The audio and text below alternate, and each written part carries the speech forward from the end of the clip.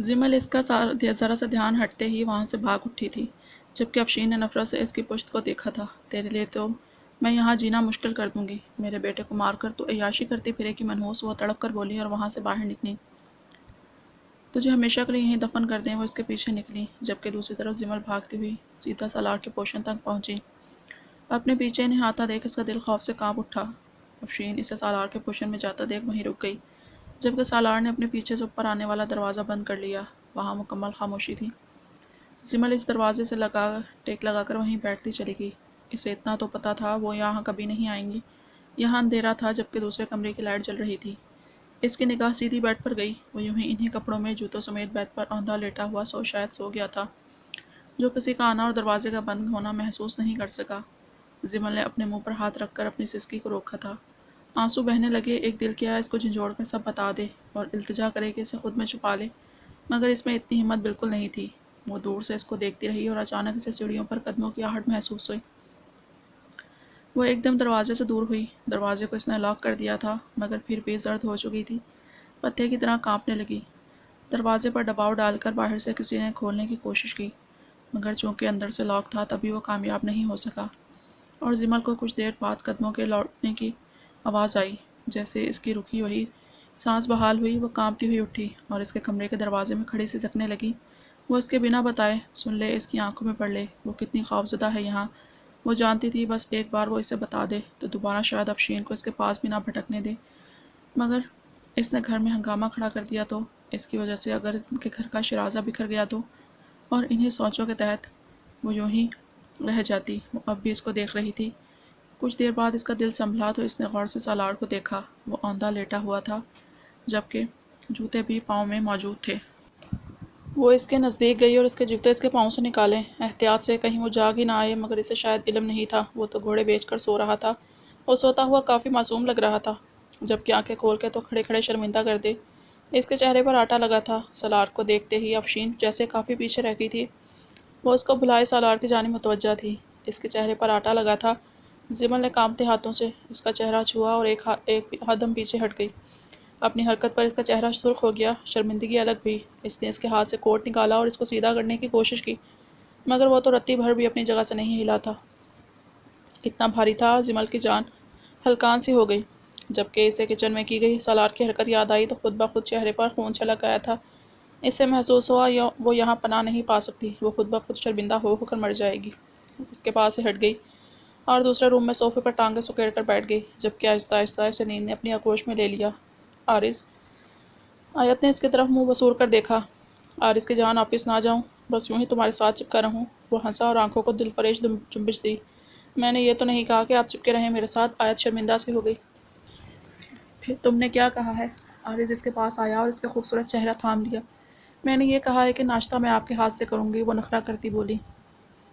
तुम ना नीचे चलो, जो सब तुम्हें मासूम समझते हैं इन सब के सामने ही तुम्हें नाश्ता कराता हूँ अच्छे से। वो उसको घूर कर बोला। मुझे लगता है हमारे बेबी को भी बाबा के हाथ से नाश्ता करना है, वो बोली, जबकि मुस्कुराहट छुपाती। वाह सदके, अरसे बाद तुम्हें हमारी बेबी की याद आ गई। वो बाल बनाने लगा। मैं तो नहीं भूली थी। आयत ने मुंह बना लिया। यार कोई खुदा का खौफ करो। आरिज़ इसके नखरे दिखाने से चिढ़ गया। ठीक है जाए, आप इस जैनी पैनी से शादी कर लेते तो हाथों से खिलाते, बस मुझे ही खिलाते हुए मसला है आपको। वो दोबारा ब्लैंकेट सर पर तान गई। सही, तुम्हें एक बार बात मिल गई है, खींच खींच कर ताने मारो। इसने ब्लैंकेट हटाया। आयत मुस्कुरा रही थी। चालाक लड़की। आरिस को भी हंसी आ गई। चलो उठो, अब मैं दिखाता हूँ नाश्ता कौन बना रहा है, फिर ऊपर लेकर आता हूँ। बिला वजह तुम मेरी क्लास लगवा दोगी, वो झिझलाकर बोला। गुड लक, आयत ने कहा और अपनी हंसी दुबाई। आरिस इसे घूर कर बाहर निकल गया। जब बाहर हैरत की बात थी, अब तक कोई भी नहीं निकला था। इसने हैरानगी से खाली किचन को देखा और ब्रेड और दूध लेकर ट्रे में रख लिया और शाने उचकाकर अपने कमरे में आ गया। पाँव से दरवाज़ा खोलकर वो अंदर आया तो आयत अब भी बिस्तर में ही थी। मोहतरमा, हाजिर है आपका नाश्ता। आरिस ने इसके आगे ट्रे रखी। आरिस, बाहर कोई नहीं था। आयत भी हैरान हुई। वो तो बहुत जल्दी आ गया था। इसका इरादा था कि ज़रा सालार से इसका सामना हो, जबकि वो जानती नहीं थी इसका भाई क्या हरकत कर चुका है रात को। अगर जान जाती तो शायद नहीं नज़र मिलाती। आरिस आयत को अपने हाथ से नाश्ता कराने लगा, जिसे आयत मज़े से खा रही थी। हम अपनी बेबी की शॉपिंग कब करेंगे? आयत ने अचानक पूछा। जब तुम कहो। आरिस ने इसके गाल पर प्यार किया, जो कि फूले फूले बहुत प्यारे लग रहे थे। آیت شرما سے کہی آپ جلدی آئیے گا، پھر ہم دونوں چلیں گے، بلکہ سب کو ساتھ لے چلیں گے۔ وہ ایکسائٹڈ ہوئی۔ میری جان، پوری قوم پاکستان تمہارے بچے کے کپڑے خریدے گی۔ عارض نے اس کو گھورا، مگر عارض سب کے اپنے اپنے ارمان ہیں، وہ بولی۔ عارض نے اس کو دودھ کا گلاس دیا جسے وہ لبوں سے لگا گئی۔ ہاں تو پہلے ماں باپ کر لیں، پھر باقی سب بھی کر لیں گے۔ عارض نے ٹیشو سے ہاتھ صاف کیا۔ آپ بہت مین ہیں۔ آیت نے گلاس اس کے ہاتھ میں تھما دیا، جس سے دودھ اس کے ہاتھ پر لگ گیا اور ہاتھ پھر سے خراب ہو گئے۔ عارض بہت دیر سے اس کی حرکتیں برداشت کر رہا تھا۔ ایک دم اسی ہاتھ سے اس کا منہ پکڑا اور اپنے نزدیک کھینچ کر اس نے اس کی آتی جاتی سانسوں کی روانی میں دقت ڈال دی۔ آیت بوکھلا سی گئی۔ اچانک تھا عارض، جبکہ عارض بہک سا گیا تھا۔ آیت کی جانب مکمل جھکتا چلا گیا، یہاں تک کہ وہ اگلی سانس بھی نہیں لے پا رہی تھی۔ عارض کا تو جیسے من ہی راضی نہیں ہو رہا تھا۔ آیت کے دونوں ہاتھ اپنی گردن میں ڈالے وہ مگن تھا۔ آیت نے خود ہی کوشش کر کے خود کو اس سے جدا کیا تھا۔ شرم سے چہرہ لال سرخ ہو رہا تھا۔ آپ بہت بدتمیز ہیں۔ آیت پلک کے جھپکتی بولی، اور تم ضرورت سے زیادہ بولتی ہو۔ عارض نے اس کے گال کھینچے۔ مجھے اچھا لگتا ہے آپ سے بلا وجہ بے فضول باتیں کرنا، میرا دل کرتا ہے آپ سے باتیں کرتی رہوں۔ وہ مسکرائی۔ عارض نے اس کی پیشانی پر پیار کیا۔ اور میں ساری زندگی تمہیں سنوں گا۔ عارض نے اس کو اپنے سینے سے لگا لیا اور اس کے بالوں میں تا دیر ہاتھ چلاتا رہا۔ اچانک میسج بلنک ہوا تو عارض کی نظر اپنے موبائل پر گئی۔ ایک پل کو چہرے کے رنگ اڑ سے اڑے۔ اس نے آیت کو جھک کر دیکھا، جس کی آنکھیں بند تھیں، لب مسکرا دیتے۔ اس نے احتیاط سے اسے الگ کیا۔ اب تم ریسٹ کرو، میں چلتا ہوں۔ اوکے، وہ اس کے بال تھپ تھپا کر بولا۔ آیت نے سر ہلایا۔ عارض نے اسے دیکھنے سے پہلے موبائل اچک لیا اور اس کو پیار سے دیکھا۔ ریڈی رہنا، ہم دونوں شاپنگ پر چلیں گے۔ اس نے کہا۔ نہیں، مجھے سب کے ساتھ جانا ہے۔ آیت نے جلدی سے کہا۔ اب تم مجھے کہو ذرا، مجھے کہیں لے کر جائیں۔ وہ مصنوعی ناراضگی سے بولتا باہر نکل گیا، جبکہ آیت بے حد خوشی سے مسکرائی تھی۔ رات گزر گئی تھی، دن نکل آیا تھا۔ نین یوں ہی صوفے پر بیٹھی تھی۔ رات بھی وہ اس کا ہاتھ چھوڑ کر اسٹڈی میں چلا گیا تھا خود، اور رو رو کر اس نے اپنی آنکھیں سجا لیں۔ سر درد سے بھٹنے لگا تھا۔ کبیر اس کے لیے کتنا اہم تھا، یہ بات تو اسے اب سمجھ آئی تھی۔ کبیر باہر آیا، نین کو ایک نگاہ دیکھ کر واش روم میں چلا گیا۔ گویا اب بھی وہ اس سے نہیں بول رہا تھا۔ نین یوں ہی بیٹھی رہی، یہاں تک کہ وہ باہر نکلا اور نین جلدی سے اٹھی۔ کبیر تک پہنچتی کہ اس کو چکر سا آیا اور وہ ایک دم فرش پہ گری۔ کبیر جلدی سے اس تک پہنچا۔ نین، اس نے نین کا زرد پڑتا چہرہ ہاتھوں میں تھام لیا، جبکہ نین اس کے سینے میں چہرہ چھپا کر رو دی۔ کبیر، میرے ساتھ ایسا مت کریں، وہ بولی۔ کیا کیا ہے میں نے تمہارے ساتھ؟ کبیر نے غصے سے اس کو دیکھا، مگر اسے نین کا بی پی لو سا لگ رہا تھا۔ وہ بالکل ڈھیلی ہو گئی تھی۔ اس نے اسے باہوں میں اٹھایا اور بیڈ پر لٹایا۔ نین نے آنکھیں بند کر لیں، اس میں چلنے کی ہمت نہیں تھی۔ کبیر اسے حیرانگی سے دیکھ رہا تھا۔ ہم ڈاکٹر کے پاس چلیں گے، ریڈی ہو جاؤ، کبیر نے کڑک لہجے میں کہا۔ مجھے نہیں جانا، نین بولی۔ کبیر نے اس کی طرف دیکھا۔ اگر تمہیں ایسا لگتا ہے میں تمہیں منا لوں گا تو تمہاری بھول ہے، وہ گھور کر بولا۔ تو مجھے منانے کا موقع دے، میری بات تو سن لیں۔ نین کا لہجہ بھیگ گیا۔ مجھے کچھ نہیں جاننا، وہ دانت پیس کر بولا، جبکہ نین نے پھر سے سر تھام لیا۔ کبیر تشویش سے اس کو دیکھنے لگا۔ اٹھو، اس نے نین کا ہاتھ پکڑا۔ نین روتے ہوئے اٹھ کھڑی ہوئی۔ کبیر نے اس کو سہارا دیا اور باہر نکل آیا، جبکہ مدیحہ نین کی طرف بڑی، اس کی طبیعت خراب دیکھ کر۔ کیا ہوا ہے؟ وہ کبیر کی طرف دیکھ کر پوچھنے لگی، جبکہ کبیر نے نین کے ہاتھ سے ہاتھ نکال لیا۔ پتہ نہیں، صبح سے چکرا رہی ہے، میں ڈاکٹر کے پاس لے جا رہا ہوں، کبیر کچھ بھی نہ سمجھتے ہوئے بولا۔ ہاں ہاں لے جاؤ بیٹا، دیکھو کیسے زرد ہو رہی ہے، مدیحہ فکر مندی سے بولی۔ مجھے کچھ اور معاملہ لگتا ہے بھابھی۔ صوفیہ آگے بڑھی اور نین کے چہرے کو چھوا۔ مدیحہ ایک دم سب سمجھتے ہوئے مسکرائی اور کبیر کی طرف خوشی اور حیرانگی سے دیکھا، جبکہ کبیر کہاں کچھ سمجھا تھا۔ آپ کیوں مسکرا رہی ہیں؟ کبیر ان کی معنی خیز ہنسی پر ان کی طرف دیکھنے لگا۔ کچھ نہیں، تم آفس جاؤ اور میں صوفیہ کے ساتھ نین کو ہاسپٹل لے جاؤں گی۔ مدیحہ نے اس کے شانے پر ہاتھ رکھا۔ مما، آپ بتائیں گی کچھ؟ وہ جھنجھلا گیا۔ پہلے ہی کل سے موڈ خراب تھا۔ مجھے لگتا ہے میرا بیٹا بابا بننے والا ہے۔ خوشی سے ان کا چہرہ سرخ ہو رہا تھا، جبکہ نین نے ایک دم نگاہ اٹھا کر ان کی طرف دیکھا۔ کبیر تو ساکت کھڑا تھا۔ حیرانگی اس کے چہرے سے واضح تھی، شاید اسے یقین نہیں آ رہا تھا۔ واقعی مما؟ لبوں میں مسکراہٹ دبائے اس نے نین کو دیکھا۔ جی ہاں، مگر ابھی مجھے ایسا لگتا ہے ڈاکٹر کے پاس جاؤں گی تو ٹھیک سے پتہ چلے گا، وہ کہہ کر نین کو چیئر پر بٹھانے لگی، جس کا چہرہ شرم سے سرخ ہو گیا تھا۔ تو آپ ابھی چلے جائیں نا، کبیر بے تابی سے بولا، لہجے میں خوشی کا عنصر تھا۔ مدیحہ، صوفیہ، تنزیلہ تینوں ہنسنے لگی۔ ابھی کوئی ڈاکٹر نہیں بیٹھی ہوگی، تنزیلہ اس کی بے تابی پر کہا۔ کبیر خود کچھ خفیف سا ہوا، نین کو نظر بھر سا لیا، جبکہ نین نگاہ چرانے لگی اس سے۔ کبیر نے ان تینوں کی وجہ سے نگاہ زبردستی پھیر لی، ورنہ دل تو بالکل نہیں تھا۔ اس کی دلی خواہش تھی کہ یہی وجہ ہو۔ وہ پھر سے مسکرا دیا اور اخبار چہرے کے آگے کر لیا۔ تبھی عارض اور آیت بھی نیچے آ گئے۔ آؤ آیت، بیٹھو، ناشتہ کرو، مدیحہ نے اس کو کہا۔ نہیں امی، میں نے تو ناشتہ کر لیا، آیت نے بتایا تو مدیحہ نے پھر بھی زبردستی اسے بٹھا لیا، جبکہ عارض چیئر کھینچ کر بیٹھا، چہرہ سنجیدہ تھا، جیسے دھیان بھٹکا ہوا ہو۔ تمہیں اسلم صاحب فائل دیں گے، اس کو اچھے سے پڑھ لینا، کیونکہ ڈیڈ اس پروجیکٹ پر تمہیں اکیلے کام کرنا ہوگا اور ہو سکتا ہے کچھ دنوں تک تم منڈی جاؤ۔ کبیر نے اخبار سائڈ پر رکھا اور عارض کی طرف دیکھا۔ جی بھائی، عارض نے کہا، اور اچانک سے پھر اس کا سیل فون بجنے لگا۔ اس نے سیل فون نکالا اور اسکرین دے کر اس نے ایک لمبا سانس دیا۔ دانت پیس کر کن اکھیوں سے اس نے ارد گرد دیکھا کہ کوئی دیکھ نہ لے، مگر کوئی اس کی طرف متوجہ نہیں تھا۔ آیت نین سے باتیں کر رہی تھی اور وہ کافی ایکسائٹڈ لگ رہی تھی، نہ جانے کیوں۔ آرز کا آواز سنائی دے کر بھی کچھ سمجھ نہیں آ رہا تھا۔ کبیر بھی ہنس رہا تھا۔ اس کا فون پھر سے بجا تو اس نے کال پک کر لی اور وہاں سے اٹھا۔ سب باتوں میں مصروف تھے، تبھی وہ وہاں سے اٹھ کر لان میں آ گیا۔ تقریباً 20 منٹ بعد اس نے فون میں گفتگو کی تھی کسی سے، اور جب اندر سے شور کی آواز بڑھی تو اس نے سیل فون آف کر دیا، جبکہ پیشانی پر تفکر سے بھری لکیریں تھیں جنہیں وہ ہٹاتا اندر داخل ہوا اور مسکراتا ہوا چیئر پر بیٹھ گیا۔ آرام سے بیٹھو۔ آیت ایک دم اٹھی۔ جوش سے آرز نے اس کو گھورا اور ٹوکا۔ اس لڑکے کی اپنی حالت کا احساس تو بالکل نہیں تھا۔ اتنی بڑی خوشی کی خبر ہے، میں کیسے آرام سے بیٹھوں؟ آیت نے کہا تو آرز نے سب کی طرف دیکھا۔ ٹھیک کہہ رہی ہے آیت، اگر یہ خوشی کی خبر پکی ہوئی تو تایا ابو ہم فنکشن کریں گے۔ پہلے آیت کی باری بھی نہیں کیا تھا، پریشا بولی تو مرتضیٰ مسکرا دیے، جبکہ نین کا تو سر ہی نہیں اٹھ رہا تھا۔ کبیر نین کا محبت کی نگاہوں سے دیکھ رہا تھا۔ آرز نے سب سمجھتے ہوئے کبیر کی طرف دیکھا اور ایک دم اس کے گلے لگ گیا۔ واہ بھیا، وہ خوشی سے بولا، لکھ کر رکھ لیں، آج سالار بھائیوں کی جان نکلے گی اصل۔ وہ مزے سے بولا تو سب کا ایک دم قہقہہ نکلا۔ مدیحہ مرتضیٰ کی آواز پر جب انہوں نے جواب نہیں دیا تو وہ جھنجھلا کر خود ہی اٹھے۔ انہوں نے کچھ پراپرٹی کی فائلز مدیحہ کو نکالنے کے لیے کہا تھا، مگر وہ تو بیٹوں کی خوشی میں شوہر کو بھول چکی تھی۔ انہوں نے محسوس کیا کہ نیچے ہونے والے شور ہنگامے میں ان کی آواز انہیں نہیں جائے گی۔ تبھی انہوں نے الماری کھولی اور فائلز کا ڈرا کھول کر ان میں وہ فائل تلاشنے لگے۔ فائلز کو الٹ پلٹ کرتے ہوئے انہیں ہاسپٹل کی فائل نظر آئی جس پر آیت کا نام درج تھا۔ ان کی پیشانی پر لکیریں بڑی، یہ کیا ہے؟ وہ بڑبڑائے اور اس فائل کو نکال لیا۔ فائلز ہاتھ میں لے کر وہ آیت کے نام کو غور سے دیکھ رہے تھے۔ یہ کس چیز کی فائل ہے؟ تفکر کی لکیریں نمایاں ہوئیں اور جیسے ہی انہوں نے فائل کھولی تو ڈیٹ پر نگاہ گئی۔ 5 مہینے پہلے کی ڈیٹ تھی۔ وہ نیچے دیکھتے ہی کہ کیا لکھا ہے کہ مدیحہ پیچھے آ گئی، اور ان کے ہاتھ میں آیت کی پریگننسی کی فائلز دیکھ کر ان کا چہرہ بالکل سفید پڑ گیا۔ مرتضیٰ، مدیحہ کو دیکھا آپ نے؟ یہ کیوں اٹھا لی؟ میں کہہ تو رہی تھی ابھی نکال دیتی ہوں فائلز۔ وہ ایک پل میں ان تک پہنچی تھی اور فائلز ان سے جھپٹ لی۔ مرتضیٰ نے سانس کھینچا۔ ان کا رویہ عجیب تو لگا، مگر وہ نظر انداز کر گئے۔ آپ کے بیٹوں کے پاس میں مصروف تھی تو میں نے سوچا خود ہی نکال لوں۔ مرتضیٰ پھر سے بیڈ پر بیٹھ گئے۔ مدیحہ کے ہاتھ کانپ رہے تھے۔ انہوں نے فائل کو دراز میں پھر سے رکھا اور مرتضیٰ کی مانگی گئی فائل ان کے ہاتھ میں دی۔ آپ کی طبیعت ٹھیک ہے؟ مرتضیٰ نے تشویش سے دیکھا۔ جی، مدیحہ پھیکا سا ہنسی۔ اچھا ٹھیک ہے، چلتا ہوں۔ آرز تو خراب تھا ہی، کبیر بھی ساتھ بیٹھا ہے، اس کے کیا بنے گا ان لڑکوں کا؟ وہ نفی میں سر ہلاتے باہر نکل گئے۔ مدیحہ نے اس دراز کی جانب دیکھا۔ وہ فیصلہ کر چکی تھی اس فائلز کو اپنے ہاتھوں سے جلا کر راکھ کر دیں گی، تاکہ یہ بات یوں ہی دب جائے۔ وہ اگر دیکھ لیتے تو شاید قیامت آ جاتی۔ مرتضیٰ کے پکارنے پر وہ دراز کو لاک کرتی باہر آ گئی، جہاں وہ سب ان کا انتظار کر رہے تھے، جب اس کے ذہن بھی کسی کام کے سلسلے میں صبح صبح نکل گیا تھا۔ اور دوسری طرف پریشا اور عمل کچھ کلاسز لینے گئی تھی۔ نین کی طرف مدیحہ نے دیکھا تو اس کے پاس آ گئی۔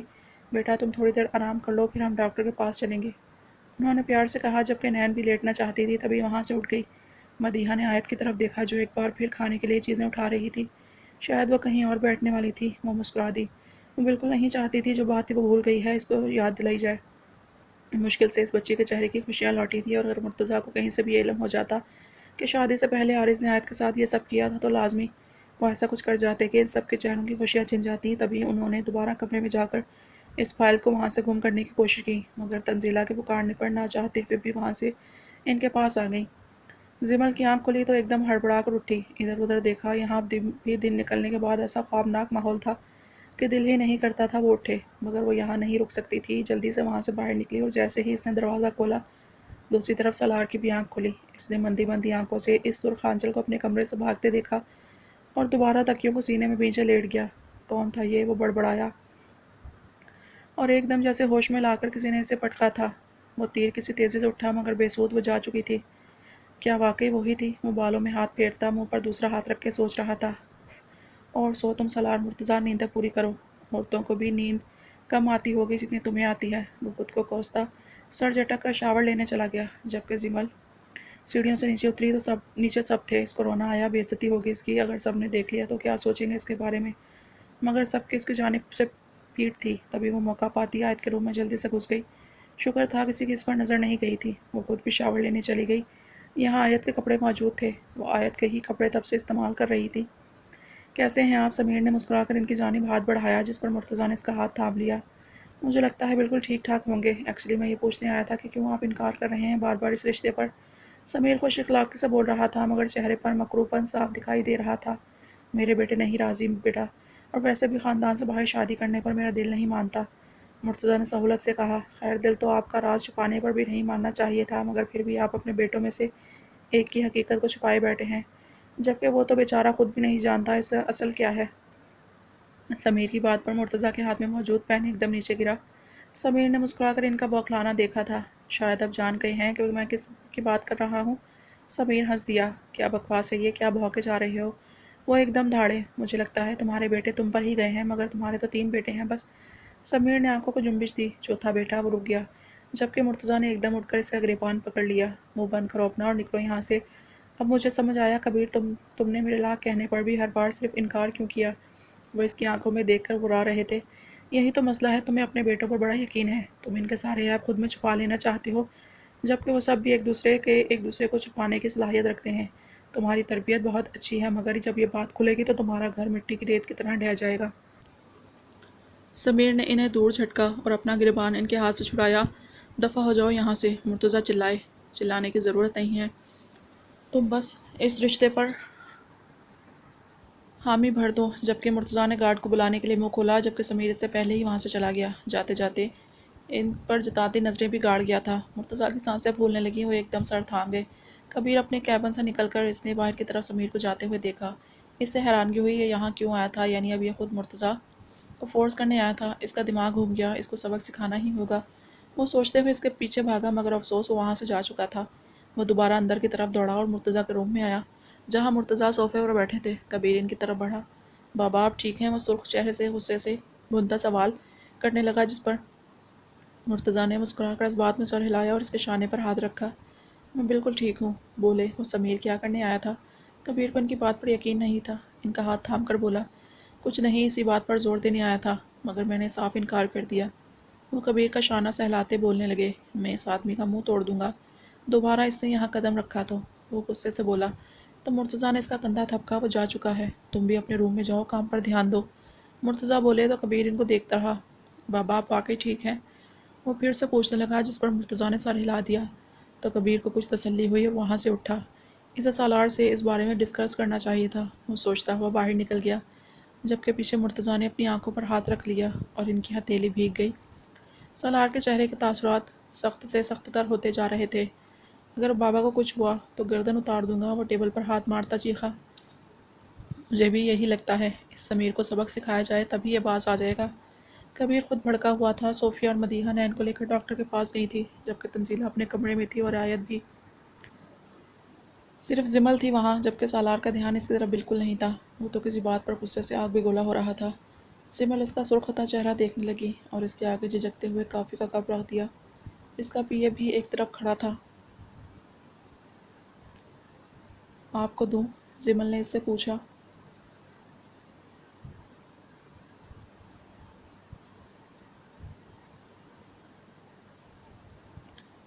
اس وقت مجھ سے بات مت کریں، وہ سالار کی جانب دیکھتا بولا۔ تو زمل ایک دم اس سے دور ہو گئی۔ ٹھیک ہے۔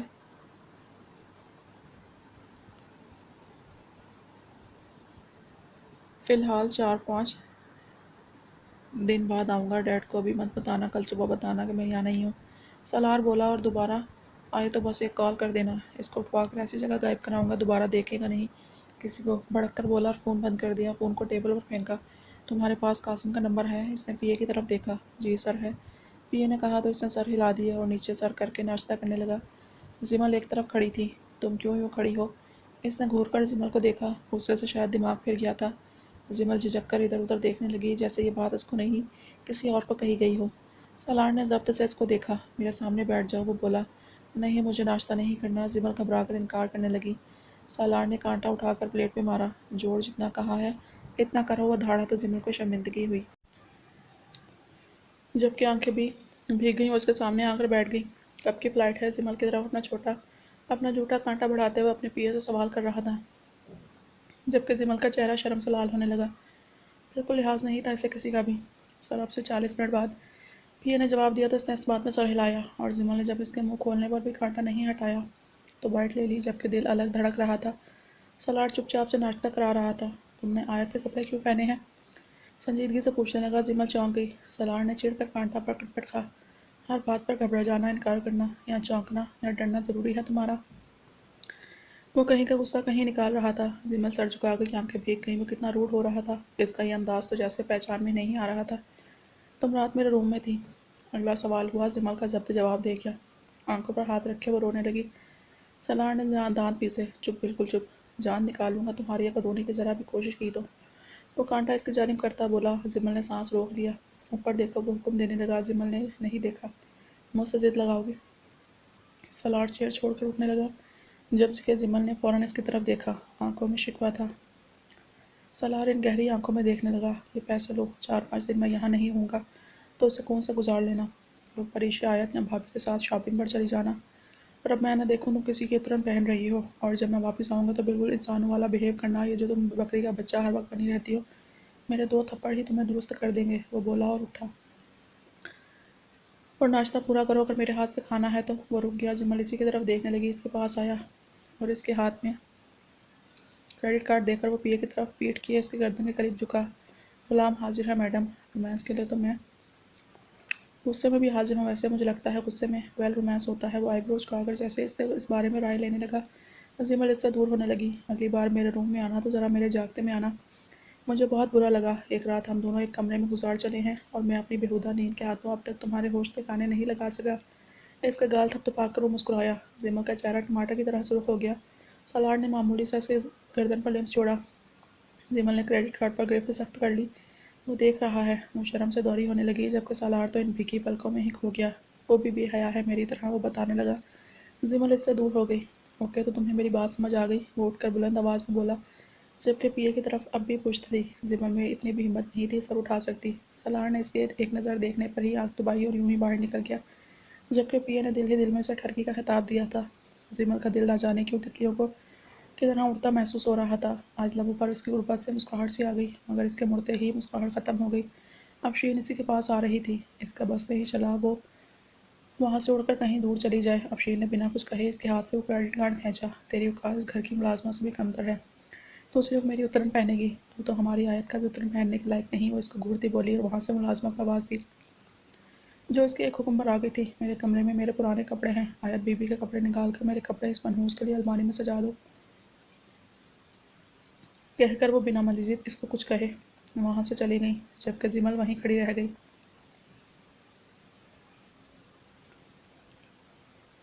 سمیر کا دباؤ مرتضیٰ پر بڑھنے لگا، جس کا نتیجہ یہ ہوا کہ وہ بیمار پڑ گئے۔ ان کی طبیعت خراب پر سب پریشان ہو گئے، جبکہ مرتضیٰ کسی کو یہ بات بتا نہیں سکتے تھے۔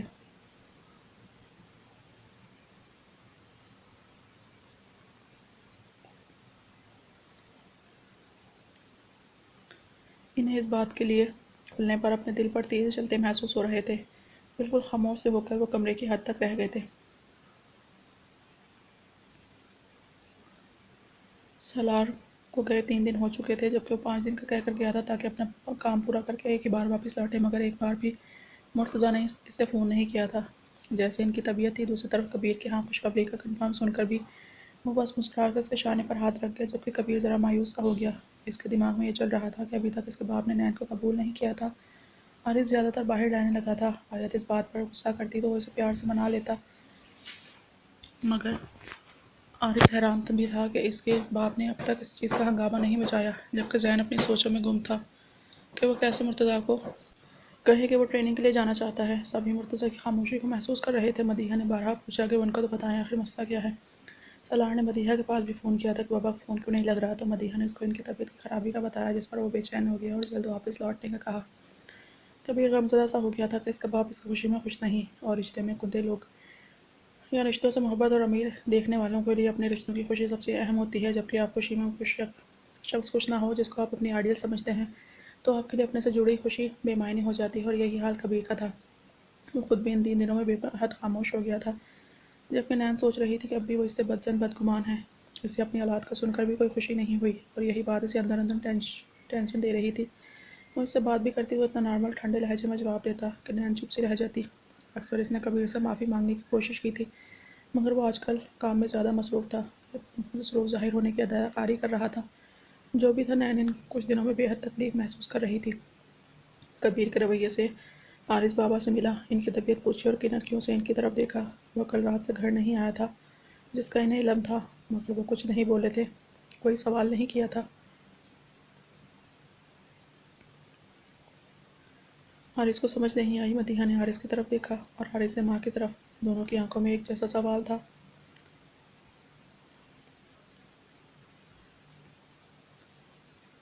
جواب دونوں کے پاس ہی نہیں تھا۔ حارث کچھ دیر بیٹھا رہا کہ کچھ بولے، مگر مرتضیٰ کچھ نہیں بولے تو تشویش بڑھنے لگی۔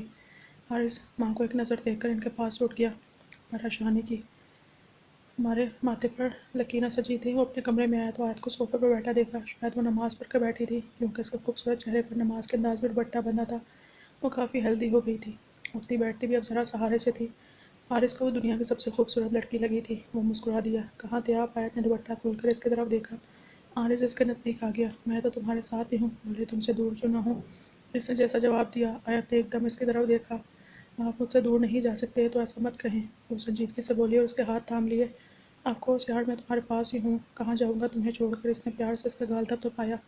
بات مت ٹالیں، کہاں تھے آپ؟ رات بھر آپ جانتے ہیں میں کتنا پریشان تھی، میں ایک پل کو نہیں سوئی۔ حارث آیت اس کے پاس بیڈ پر بیٹھ گئی جو جھک کر اپنے شوز اتار رہا تھا۔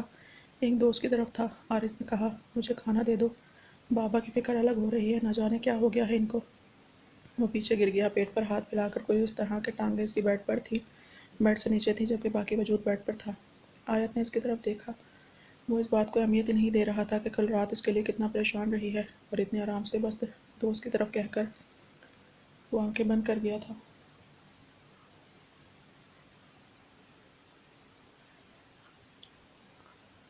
حارث آیت نے اس کے سینے پر ہاتھ رکھا اور ایسے بولی۔ حارث نے لمبا سا سانس کھینچا مگر آنکھیں نہیں کھولنی تھی۔ آیت خود ہی اس کے سینے پر جھک گئی، قریب سے غور سے اس کا چہرہ تکنے لگی۔ مجھے آپ پر یقین ہے، بس میں پریشان تھی آپ کے لیے۔ میں آپ پر پابندیاں نہیں لگا رہی کہ آپ کہیں نہ جائیں، بس بتا دیا کریں تاکہ فکر نہ ہو، پلیز۔ وہ پیار سے اس کے چہرے پر انگلی سے سطر کھینچتی بول رہی تھی۔